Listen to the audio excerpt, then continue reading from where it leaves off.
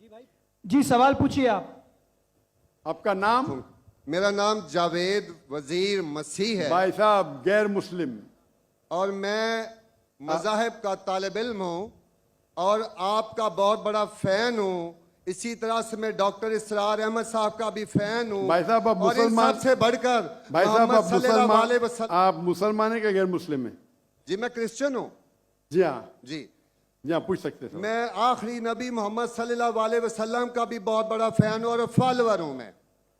मैं एक दो बात करना चाहता हूँ। अगर हम सूरत मायदा में पढ़ते हैं तो उसमें जिक्र हुआ है कि जो नसारा है, जो मसीह हैं, ये ईमान में आपके बहुत करीब हैं। फिर उसके बाद मैं जिक्र करना चाहता हूँ, जब आप पे बुरा वक्त आया, तोबा माजरत के साथ मैं लफ्ज़ लेता हूँ, तो आपको एक मसीह बादशाह ने पनाह दी। उसके बाद मैं ये देखता हूँ कि हजूर सल्लल्लाहु अलैहि वसल्लम जब अपनी ज़ात में थे तो एक बेवा खातून थी जो आप रास्ते में से गुजरते थे तो आप पे वो कचरा फेंकती थी, लेकिन आप नीचे से देखते हुए मुस्कुरा के चले जाते थे। उसका क्या हुआ कि 2-3 दिन के बाद ये वाकया ख़त्म हो गया। उसके बाद आपने देखा कि ये क्यों नहीं हो रहा। जब आपने देखा कि वो बिस्तरे बीमारी पे पड़ी हुई है और आपने जाकर उनकी तीमारदारी शुरू कर दी और आपने भाई उनको आप खाना दिया। सवाल उसके सवाल आ रहा हूँ ना भाई, इंटरप्ट क्यों कर रहे हो? मैं ये बात करना चाह रहा हूँ कि मोहम्मद सल्लल्लाहु अलैहि वसल्लम जो हैं वो रहमतुल आलमीन हैं। वो जब बेवा ने देखा कि जिन्होंने मुझे भड़काया था वो तो कोई अब उनका पुरसाने हाल नहीं है, लेकिन हजूर सल्लल्लाहु अलैहि वसल्लम नबी कौनो मकान आखिरी नबी जो इस सरवर कायनात रहमतुल आलमीन हैं, वो उनकी तीमारदारी करते हैं। वो आपके इस अमल को देखकर बशरफ इस्लाम हो गई। आज मैं अपने मुल्क में देखता हूँ कि मुझे मसीह होते हुए यहाँ नफरत की निगाह से देखा जाता है, जबकि उनको रहमतुल आलमीन कहा गया है। अगर हम अपने मसीहों के साथ वो रवैया नहीं रखेंगे जो हजूर सल्लल्लाहु अलैहि वसल्लम ने रखा है तो वो कैसे रहमतुल आलमीन हैं? भाई साहब का अच्छा सवाल है। उनका नाम जावेद मसीह है और उन्हें मिसाल दी मोहम्मद सल्लल्लाहु अलैहि वसल्लम जब साहबा ने हिजरत की तो अबिसीनिया के बादशाह ने उन्हें पनाह दी और जिक्र किया एक औरत जो कचरा फेंकती थी। और वो कह रहे कि आज इस मुल्क में मुसलमान उनको नफ़रत की नज़र से देखते, अपने अल्फाज इस्तेमाल की नफ़रत की निगाह से देखते हैं। तो क्यों, जब अल्लाह के रसूल रहमतुल आलमीन हैं तो मुसलमान नफ़रत की निगाह से क्यों देखते हैं? कुरान में अल्लाह सुब्हानहू व तआला फरमाते हैं सूरह माइदा में सूरह नंबर 5 आयत नंबर 82 में कि मुसलमान के सबसे करीब वो लोग हैं जो कहते हैं कि वो क्रिश्चियन हैं। ये कुरान की आयत है कि मुस्लिम से सबसे करीब वो लोग हैं जो लोग कहते हैं मैं नसारा हूँ, आई एम अ क्रिश्चियन। ये कुरान की आयत है। और कुरान में एक तिया हिस्सा 1/3 of the Quran is address to मुखातिब है या अहले किताब, या अहले किताब कहो अहले किताब से, यहूद और नसारा से। तो एक तिया हिस्सा कुरान मजीद का तकरीबन अहले किताब से मुखातिब है। और आपका सवाल कि अल्लाह के रसूल रहमतुल आलमीन बेशक है, कुरान की आयत है सूरह अंबिया सूरह नंबर 21 आयत नंबर 107 वमा अरसलना का इल्ला रहमतुल आलमीन, कि मोहम्मद सल्लल्लाहु अलैहि वसल्लम अल्लाह ने उन्हें रहमतुल आलमीन रहमत बना के भेजा है सारे आलम के लिए, सारे इंसानियत के लिए। वो बेशक है, उस पर कई किताब लिखी गई।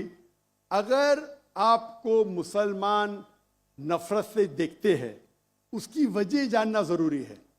मुसलमान तो दूसरे मुसलमान को नफरत से भी देखते, नहीं देखना चाहिए, नहीं देखना चाहिए। अगर वजह एकदम सही है, मैं नहीं जानता हूं क्यों देखते हैं। अगर मैं एक शख्स को देखूंगा जो एक लड़की को छेड़ रहा है तो मुझे भी उससे नफरत आएंगी, चाहे वो मुसलमान हो, चाहे हिंदू हो, चाहे मसीह है। आप समझे ना? तो उस वक्त मुझे हिदायत दी गई है, अगर एक इंसान कोई खवातीन या कोई लड़की का बलात्कार कर रहा है या ज़िना बिल जब्र कर रहा है, तो रहमत क्या कहती है? अरे रहमतुल आलमीन, क्या बोलेंगे? सलाम अलैकुम बोलेंगे आप उसको? क्या कहेंगे? अगर आप बलात्कार देख रहे, ज़िना बिल जब्र हो रहा है, आप क्या कहेंगे? मैं मुसलमान हूं, अस्सलाम वालेकुम। अल्लाह के रसूल की हदीस है, अगर कोई बुरा चीज देखते हैं तो हाथ से रोको, हाथ से नहीं रोक सकते तो जबान से रोको, जबान से नहीं रोक सकते तो दिल में कोसो।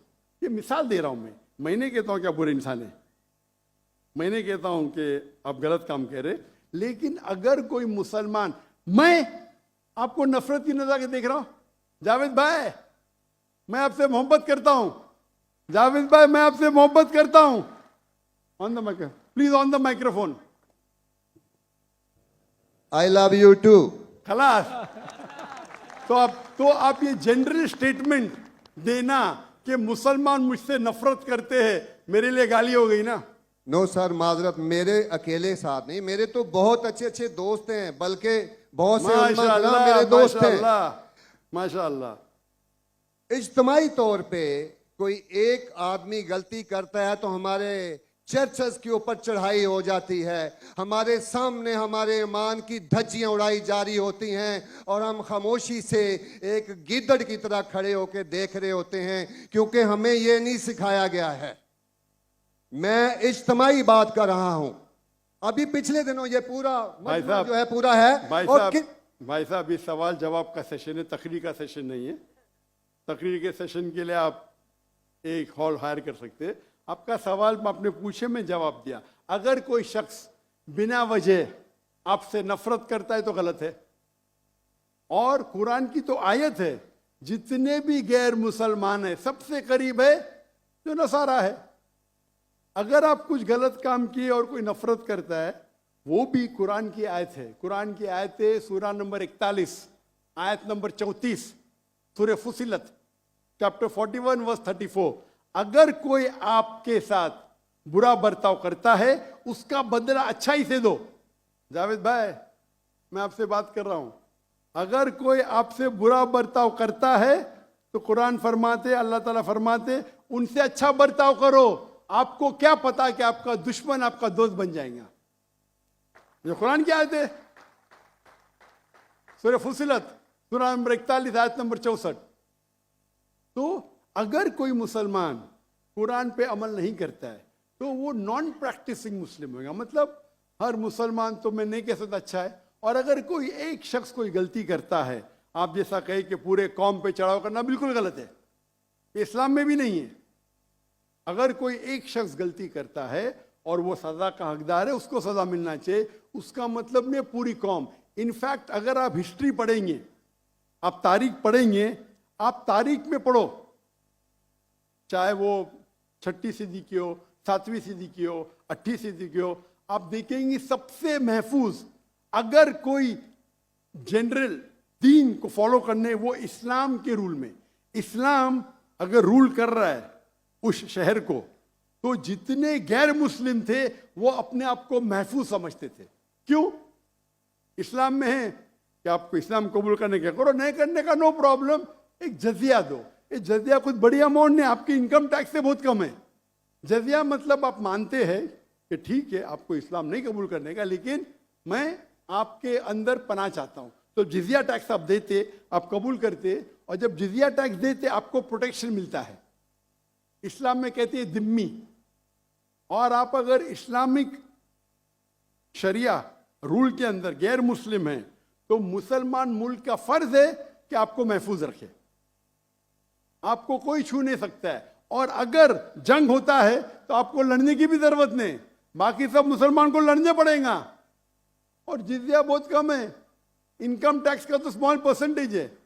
इसीलिए अगर आप हिस्ट्री पढ़ेंगे, जब सलाउद्दीन अय्यूबी ने कॉन्स्टेंटिनोपल पे हमला किया, उस वक्त जो क्रिश्चियंस थे, ईसाई मजहब में कई फिरके थे, ऑर्थोडॉक्स, प्रोटेस्टेंट, कैथलिक्स, खुद ईसाई लोग अपने बाकी ईसाई भाइयों से उनका कत्ल करते थे। और जब इन लोग ने कॉन्कर किया कॉन्स्टेंटिनोपल को तो मुसलमानों पे जुल्म किया। तो जब सलाहुद्दीन अय्यूबी ने कॉन्कर किया तो ईसाई लोग डर गए कि अभी तो हम लोग की मौत आ गई। तो उनने कहा मैं सलाहुद्दीन अय्यूबी हूं, मैं मुसलमान हूं, आप मेरे राज में महफूज है।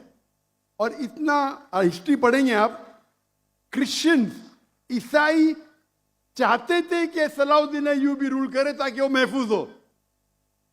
तो अब हिस्ट्री पढ़िए। आज मुसलमान को देख के दीन को मत समझिए, कुरान को पढ़िए, हदीस को पढ़िए। और इसमें आप देखेंगे कि कुरान के अंदर किस तरीके से इज्जत दी है गैर मुसलमानों को। दावत दो, कबूल करते अच्छी बात है, नहीं कबूल करती किस पे जोर जबरदस्ती नहीं। अगर कोई इस्लामिक मुल्क में कोई भी चर्च है या टेंपल है, उसे डिस्ट्रॉय करने की इजाजत नहीं, अनलेस वो कोई फितना कर रहा है। ये सब उसूल है। वो फितना कर रहा है तो अलग बात है। तो एक इस्लामिक मुल्क में सबसे ज्यादा महफूज है गैर मुसलमान। और मैं मिसाल देता हूं, मेरी जाम में से आ रहा हूं मलेशिया। मलेशिया में हिंदू 6% है, 6.3%, 6.3% है। आप कंपेयर करेंगे बिटवीन इंडिया, जिस तरीके से इंडिया माइनॉरिटी मुसलमानों को ट्रीट करता है, हम 14.3% है according to the Indian government, वहां मलेशिया में 6.2%। लेकिन जिस तरीके से मलेशिया हिंदू लोगों को ट्रीट करता है, इतने अच्छे तरीके से, इतने उनको राइट्स दिए, ये एक मिसाल है। मैं पाकिस्तान के बारे में कह नहीं सकता हूं क्योंकि रहता नहीं हूं। मैं नहीं कहता हूं पाकिस्तान अच्छा सुलूक करता है, नहीं अच्छा सुलूक करता हूं, मुझे हक नहीं बोलने का क्योंकि मैं जानता नहीं हूं। लेकिन मलेशिया में जहां रहता हूं मैं जानता हूं, इतने राइट्स है उनके पास, इतने हुकूक दिए गए। तो इस्लाम के अंदर गैर मुसलमान महफूज है। सिर्फ फितना नहीं करना चाहिए कि कुरान कहते हैं फितना इज वर्स देन मौत, कत्ल से और खराब है। तो अगर आप फॉलो करते जो उस इस्लामिक मुल्क का कानून है, तो गैर मुस्लिम, सिर्फ गैर मुस्लिम होने की वजह से उन्हें कोई भी अटैक नहीं कर सकता है, और करता है तो गलत है। Hope that answers the question.